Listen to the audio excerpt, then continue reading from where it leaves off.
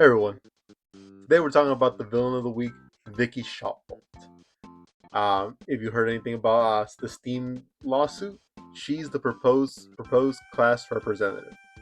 Vicky is seeking permission to bring this claim against Valve Corporation through Vicky Shotbolt Class Representatives Limited, a company created specifically to represent affected UK consumers. She believes Steam users have been treated unfairly and may be owed compensation.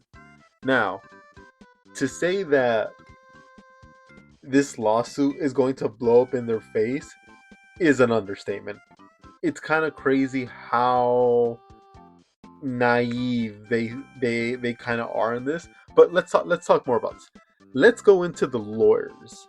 This is the group representing basically representing her, right, in this class action, Milberg London LLP. They actually, according to this is Milberg London's second major competition claim in the gaming sector, the first being a 5 billion claim against Sony PlayStation over alleged abuse of market dominance. Now, when I read this, I was like, I had that brought it back to me. I was like, oh yeah, Sony had been sued previously, so I went to their thing, and this is basically their old version, the PlayStation UOs, right? This was based on just to like in the simplest details, at one point Sony had stopped selling or like giving the right to sell digital key card, like digital keys of their games for the PlayStation Store at I believe it was like 2019. And a bunch of lawsuits came after, first in the US and then eventually this one. And these lawsuits were saying like they were basically breaking breaches of competition law, basically that, right? Where Sony has a near monopoly of sales of digital games and add-on content through the PlayStation stores. Sony uses its dominance to enforce strict terms and conditions on game developers and publishers. These are all starting to sound very familiar. If you know anything about the Steam lawsuit, these terms allow Sony to sell digital games and content, charge 30% commission on every purchase. You know, and that was their claim, that like because Sony wasn't allowing like the sale of digital keys on other platforms, they essentially had this monopoly of their own store and PlayStation uh digital games, I suppose. Now, however you feel about that, it's like I don't think that ended up going anywhere. I believe the court case for this one specifically is going to be set for March this year. I don't think it's gonna go anywhere. If I'm gonna be honest, I don't see where it could go. Um, yeah, I, to be, I guess it's also I'm coming from the perspective of like I never went out and got digital keys. I always preferred, it was either like my preference was always buy physical, and if I couldn't, like if I didn't really like care too much about getting physical, just wait for like a good deal on the actual store. So keys were never really in my radar. I think like yeah, it kind of sucks that they don't sell keys, but I don't know if that really if this like mark if this like if them not selling third party keys is a is like that big of a deal, because I was looking into it, like so these are like this is the Fallout 76 Xbox One Live key. Like this is just showing that like yeah, you could still buy keys for Xbox, at least for Xbox One. Switch one games. Here's the Splatoon 3 with the expansion pass key. And you can't buy them anymore. So yeah, you just can't buy keys for the PS5, for like PlayStation 5, and I'm guessing PlayStation 4 games now. However, what they to get around this, because the market has adjusted apparently, now they don't sell the key, they sell an account that has like the game in it, right? So I'm guessing like if I were to purchase this copy of Elden Ring, they would email me like an account that I can now log into, and then you would obviously want to change like the password and all that. But you would log into this account, and within the account there would be a purchased copy of Elden Ring you could just download. So the market has kind of like gotten around this. I don't know if this will be like part of their case if it goes to like when it goes to trial, or if it does, they might just settle out of court. But like Yeah, they're not being able to buy key. Like, look at this. You could still buy all these games. Like, and yeah, they're basically accounts now. Like, that's just how. I honestly, I don't know if that goes against like Sony's terms of service to like own multiple accounts and just for the purchase of doing this. But this is how people. This is how. I mean, they're still on so a G2A, so that's how they're getting around this. So I don't see that.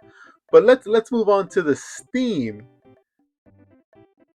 claim, right? Steam, you owe us. So this is their claim, right? The claim alleges that Valve holds a dominant position in the PC gaming market, and that it may have used this position in ways that violate UK competition law. Under UK law, companies are prohibited from abusing a dominant market position. Which, to be fair, yes, Steam does have a dominant market position in the PC gaming space. That's mainly because they just offer such a good product. Steam has refined the Steam platform. I should say Valve has refined the Steam platform over the years and slowly made it this great all-in-one place for friends lists, trophy hunting, buying games, saving your library, and while there were growing pains along the way, it's evolved into this amazing ecosystem. So let's keep reading. This claim this claim seeks compensation for those who have paid too much for PC games and add-on content. This like sentence alone is enough to make any Steam user laugh. Because if there's a problem any Steam user has, is that they have too many games because they're too cheap. With all the amazing sales. This claim does not want to and is not about shutting down Steam or restricting gamer access to the platform in any way. I'm like, I would hope not. I don't know how you would accomplish that, but I'd hope not. Okay, the claim seeks to address Valve's anti-competitive behavior and to ensure that it does not operate Steam in a way that is detrimental to the consumer. We understand the importance of gaming and how widely it is enjoyed. This means it is important that gamers are treated fairly by large corporations who hold dominant positions. Companies such as Valve, who hold a dominant position in the market, are not allowed to charge excessive or anti-competitive prices. These companies also cannot impose other fair trading conditions that prevent or hinder others from competing with them. The claim alleges that Valve has been operating anti-competitively and as a result has reduced competition in the PC games market, including by restricting competitors from successfully entering the gaming space and by controlling pricing in the digital gaming industry. One result of this behavior is that the consumers are paying too much for PC games and in-game content have lesser PC game platform alternatives. Now, we all know this is not true. Let's just rattle them off, right? So we got Steam, we got Epic, we have GOG, we have EA, Ubisoft has a launcher, Rockstar has a launcher, BattleNet. Like, these are all launchers that you can buy. Sure, you can't. Not every launcher has every game, but you can buy specific games on each launcher. Like, I personally, like, yes, I have Epic mainly just for the free games, but I mainly use Steam. I have purchased games on EA. Like, I bought Battlefield 6 on EA. Dude, I've purchased things on fucking Ubisoft storefront, the Uplay, whatever they're calling it now, and even on GOG. I bought a couple games on GOG. But this is where it gets interesting for me. Steam prices appear to be the lowest. Steam can offer the lowest prices because of the anti-competitive price restrictions that Valve often imposes on game developers and producers, the price parity obligations. This means a publisher or developer will not be able to list a game on another platform as well as Steam unless the price offered on Steam is the same or lower. So this seems to be like a really huge claim. That's a big claim. And at first I was like, maybe that's in their policy somewhere. Every platform has like a list of policies no one ever reads. Maybe it's in there. I was like, okay, that could be an interesting angle for them to tackle this. So what's the first thing I did? See, this is what kind of annoys me too, because like you just have to do a few minutes of research. I booted up Epic. I booted up Steam. I was like, okay, um, let's go to Epic. So at first, when I heard that, I interpreted it as, let's see, if I can go to their sales. I interpreted it as that, like, oh, maybe they mean like you can't have a sale on Steam that's lower than the one on. No, I'm sorry, you can't have a sale on a competing platform that's lower than Steam. Or like you can't have a game currently on sale on another platform that's not currently on sale on Steam. So I'm like, okay, well here we have Expedition 33, the deluxe edition. It's on sale, 10% off, $53.99. It's not on sale here. It's not on sale on Steam. And I was like, okay, so then it obviously can't be that. So like first game, boom, done. We're done with that. So then we have heard of the story. Now we have heard of the story. So this one I was thinking like, okay, maybe they mean um like you can't put the base price, like they were talking about the base price, no sales, no discounts, nothing. The base price can't be lower on another platform than on Steam. I was like, okay, that's still an interesting angle, let's look at that. So of course I looked it up. First thing I found was this Twitter post a couple years ago. Epic Store and it take a lower cut of the sales, and that will be directly reflected in the price of the game. So if you do choose the alternative stores, you'll get it cheaper there. Heard of the story now in early access. Now we know, obviously it's right here. 17.99. Sorry, that was my phone. 17.99 for Heard of the Story. We go on Steam. Let's look it up. Heard of the Story. 19.99. So that can't be it. That so what like their claim is just provably false. Because this one game alone, it's just more expensive on Steam. It would be more expensive on Steam than it would be on Epic. So I don't know where they go from there because we go back to it. This applies to games on all the distribution store, including online and physical, so not just those distributed by Steam keys. And this is just untrue. This whole statement is just untrue. And I imagine as like Steam's lawyers are gonna have a field day with this. So like that, like boom, right there. Just that first one alone, boom. They might just throw out the case there because like they're just straight up lying. Okay, so if we go to now here's the next one.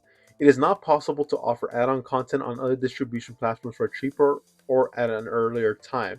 This limits the ability for rivals to compete on price and enables Valve to charge the consumer higher prices in the sense of competition. The way they're framing it, they make it seem as if like Valve is purposefully like choosing the prices of the DLCs, the and the games, and like, do they understand? As we just saw from this tweet, Valve has little to no input on the price of a game. Like that's just another provable fact. Eh, You know what? A good example of this: Hollow Knight Silksong. How many people expected that game to be $20? We're okay with paying $30. What did Hollow Knight Silksong end up being? Let's a smooth. Uh, Everybody expected it to be $30, like 30, or like they were okay with paying. Dude, it was just $20. Everybody expected this game to be like a, a good chunk of change. It was very anticipated. They were okay with paying a good chunk of change, but it was still only $20. And it was like a news story for a while, where like, oh man, $20 just for Silk Song? Damn, what? That's awesome. Like that was a news story for a while. But here they're trying to claim like if Steam themselves is the one forcing like the pricing model. It's very similar to the PlayStation one, where they're saying like they're making it seem like PlayStation was enforcing the pricing, like what stuff gets priced at. The only thing PlayStation prices directly would be the games they publish. Um, But then this other thing of like you can't transfer add-on content. That's just been the case for every other platform. You can't do stuff you like. Doesn't matter where Xbox, PS, EA, all that stuff. It's locked to the platform you buy it on. Like that's not a Steam exclusive. That's just these guys picked a really bad target. I don't know what these lawyers were thinking taking this case. They clearly don't know much about like gaming. So let's just keep going. In the UK, dominant companies are not allowed to charge excessive prices. The claim argues that Valve commissions rate up to 30% is excessive given. Now, I think 30% is a lot, to be fair. I do think it's a lot. But it's not excessive in terms of like industry standard, because industry standard is 30%. Epic is the outlier here at what, 15%?